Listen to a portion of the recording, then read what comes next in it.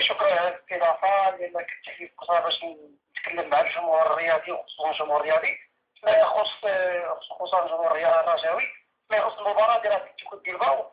حنا اليوم بدينا معاهم العقد اليوم، دونك سينا لو كونترا اليوم في المركب الوظيفي. دونك رسميا غتكون المباراة 17 جويي إن شاء الله 4:30 ديال الليل في مركب عبد الخالد. يعني رسميا دابا المباراة كاينة. رسميا المباراة كاينة. وي نقرب دابا سمعنا لو مونطون، واحد لو مونطون اللي شويه يعني كنعرفوا شنو هو المونطون ديال السيناتور، لان سمعنا بزاف كلام 500 مليون 600 700 400 300 شي يكون كذا. يعني شنو نقرب من هذا المونطون او هي اتفاقيه ولا شنو كاين بالضبط في هذا المجال؟ كنشكرك على هذا السؤال هذا باش نطرحوا جميع المسائل فيما يخص اتلتيكو بيلباو، انه غادي يواجه الفريق ديالنا اللي غادي ياخذ اتلتيكو بيلباو هي 45,000 اورو، تقريبا 51 مليون. دونك هذه هي اللي غتاخذ اتلتيكو. اللي غياخذ الفريق ديالنا هو اشهار يعني القانون اللي غادي يكون في الملعب، حقوق النقل التلفزي كامله لا على الصعيد الوطني ولا على الصعيد الاوروبي ولا العربي. دونك هذا باش نوضحوا الامور. يعني هذه المباراه الفريق ديالنا غيستافد فيها 100%، ما فيهاش الخسائر. والهدف منها دو شوز، هي باش نرفعوا من القيمه ديال النادي ديالنا او نيفو اوروبي وعربي. والمساله الثانيه هي المساله ديال هذا الربح اللي غتعطي اضافه للموارد الماليه للنادي ديالنا. لأن اللي خدينا مع السي بودريقة رسميا المباراة تسينات اليوم، وأن المباراة هي ب 45,000 أورو، أن كان حسب السي بودريقة الربح هو أكثر لفريق الرجاء الرياضي. السي بودريقة الجمهور تيسول على عمر المجدي، نعرفوا الرجاء جابت لعابة كثيرة السنة هذه، وأنت قلتيها في الكونفيرونس وديرها ماشي أنا اللي جبت، راه هو اللي كيطلب وأنا خدمتي أنني نجيب، لأن المدير متحمل مسؤوليته. فالنقاش على السي عمر المجدي. سي عمر المجدي كان معنا بالامس وكيل الاعمال ديالو سي كريم ملق، تيقولوا دير حنا غادي في اتفاق وكنتكلموا مع الرجاء وان دوك الناس خصنا المطلب ديالهم 200,000 دولار. بغينا نعرفوا فين واصله الامور، واش كاينه ما كايناش، فين كاين القدير عمر المجدي. دونك انا كنتكلم معك رسميا، يعني نقول لك رسميا، يعني النادي ديال المقاصه والنادي ديال الرجاء الرياضي. شنو يخص نادي ديال المقاصه؟ اول اتصال اللي تم فيه هو اليوم. انا اول اتصال جريته مع نادي المقاصه هو اليوم صباح. كان عندي في كريم اتصل بيا مرارا على هذا الملف ديال النشري، عطيته الموافقه المبدئيه على اساس انها 200,000 دولار كيف ما سمعت البارح. اذا بان اليوم كنتفاجئ نادي المقاصه تيطلب 300,000 اورو، دونك بريسك لو دوبل. ودونك هذا الملف توقف الان. كان نادي المقاصه كيطلب 300,000 اورو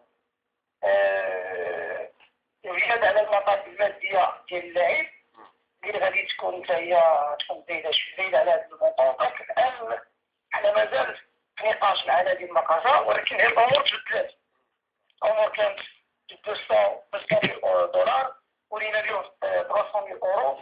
دونك هنا الأمور تبدلات فعلا. دونك هذا المفتوح، والايام المقبله غادي نعرفوا شنو غادي يكون ان شاء الله غادي ندير. الله خلينا باش نمشيو بشويه بشويه سي بودريقة باش نفهم كلامك، حيت انا بحال فهمت كلامك ولكن بغيت الجمهور يفهموا ان اللي قال وكيل الاعمال تيقول دي 200,000 دولار والفريق اللي مستثمر يقول دي لا 300,000 اورو مثلا. يعني بحال فريق المقاصه ما كانش عنده نقاش نهائي لا مع اللاعب ولا مع وكيل الاعمال، كيناقش معكم انتم مباشره. سي ثاني انا ملي تناقش مع السي كريم هو المانجر ديال اللاعب ماشي المناظر ديال فريق المقاصة. دونك إذا غيكون النقاش غيكون نادي الرجاء مع نادي المقاصة مع وكيل أعمال اللاعب. دونك خصنا اختصاصات. ملي تنتكلموا على المطالب المالية ديال نادي المقاصة كاين مناجر ديال نادي المقاصة. ملي تنتكلموا على المطالب المادية ديال اللاعب ماشي تنتكلموا على سي كريم برك. سي كريم برك عطانا واحد الوعد بأن اللاعب ولا نادي المقاصة طلب 200,000 دولار. مشينا معاه في الخط. إذا به اليوم حنا تنتفاجئوا بالمطالب رسميا اللي اتصل بها نائب رئيس نادي المقاصة رسميا اليوم. طلب مني طلب مني توضيح هذا الملف، واش النادي ديال الرجاء واش باغي يرجع عمر جديد قلت له وي حنا مستعدين نرجعوا اللاعب ديالنا ولكن في حدود المعقول. وإذا تفاجأت بأنه كيطلب 300,000 أورو. واش رجعوا في كلامهم واش ما جو سي با، انا ما عرفتش شنو كاين، ولكن هذه الحقيقه، هذا الشيء اللي كاين. هذا هو اللي كنقول سي بودريقة. كان سؤال آخر عند جمهور الرجاوي هو مسألة الحارس. كنتو دخلتوا في مفاوضات مع أنس زنيتي، وأنس زنيتي تنعرفوا أن يمكن وصلت أنت كنت على حسب ما قالوا المسؤولين ديال مصر ودي أنس زنيتي أن ترونسفيرها. واش قالوا لكم هذا الشيء هذا؟ لا، رسميا حنا الان مفاوض مع 3 ديال الحراس، بينهم أنس زنيتي. والأيام المقبله اللي جايه غادي الأمور واضحه في 3 الحراس، غير كيستون دو طون صافي. دونك حنا نتفادى الوقت، وإن شاء الله واحد إن شاء الله غادي نتعاقدوا معاه. هادشي محمد فخير لأنه المدرب مع استشاري مدير الحراس هما اللي داروا لو شوا ديال هاد لي 3 هاد 3 ديال لي كارنيبيس. دونك حنايا مفاوضات مباشره مع هاد الناس، ان شاء الله يكون خير في الايام المقبله ان شاء الله.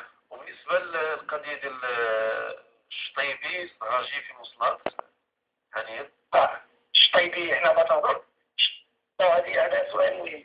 فيما يخص العقد اللي عندنا مع الشطيبي السراجي ما عندوش علاقه. العقد اللي كاين ان الشطيبي كينتقل للنادي ديال الرجاء بمبلغ مالي ما داخلش فيه السراجي، ما عنده علاقه السراجي بالموضوع. كاين عقد ثاني اللي كينتقل به السراجي للنادي ديال النادي الرجاء للمصر. المغرب الفاسي. المغرب الفاسي ما دخلش في الصفقة. لا، ما دخلش في العقد. والشطيبي عنده العقد ديالو حتى 30 جوان، كان غادي يلعب المقابله مع النادي المغرب الفاسي، وغيلتحق بالمعسكر التدريبي اللي غادي يكون في جويلية في تونس ان شاء الله. بخصوص لاعب وليديا ما بيدير في مصلحة الأمور السي بودريقة. ما يخص هذا اللاعب النادي ديال الاتحاد الحاجز ما كان فيه ما سمعنا عنه الا الخير. اتصلنا بهم واتصلوا بنا، الامور مفتوحه الحمد لله، ما كاين مشكل. عندنا واحد الشراكه ما بين الدفاع الحاجز الجديدي والنادي ديالنا، غنحاولوا نفعلوها في اطار هذا اللاعب، وان شاء الله ان شاء الله ما يكون الخير ان شاء الله. وكان لاعب موقع رسميا مع النادي، دونك حنا نحافظوا على الحقوق ديالنا وتا هما غيحافظوا على الحقوق ديالهم، وان شاء الله ما يكون الخير ان شاء الله. كآخر سؤال سمحت لي سي بودريقة باش ما نطولوش عليك. كاين ناس كيقولوا دير سي بودريقة يهتم فقط بكيب برومير ونساو كاين إهمال تام الناس والفئات الصغرى. شنو وقع في الرجاء؟ واش هادشي ما دخلش في المخططات ديالك انت عندك فقط ليكيب برومير والاخرين على ما اعتماد ديالهم، أم أن كاين هناك مشروع تاع الناس؟ لا، فيما يخص هذا السؤال هذا، احنا عندنا واحد الأولوية للفريق الأول، هذه ما تنكروهاش، ولكن كاين مخطط اللي جاي. والدليل هو ان في يوسف روسي تم تعيين المدير الرياضي، وهذا المدير الرياضي الدور الاساسي ديالو هو الفريق، هو لي جون. واليوم الحمد لله لي كادير داو بطولة المغرب، دونك الامور حنا كتبينها. بالنسبه للتعاقدات اللي درنا مع ليكيب اسبوار هذه صافيطه، يعني النادي تقريبا الوحيد اللي يمكن في المغرب اللي السبور ديالو لي جون ديالو عندهم عقد احترافي.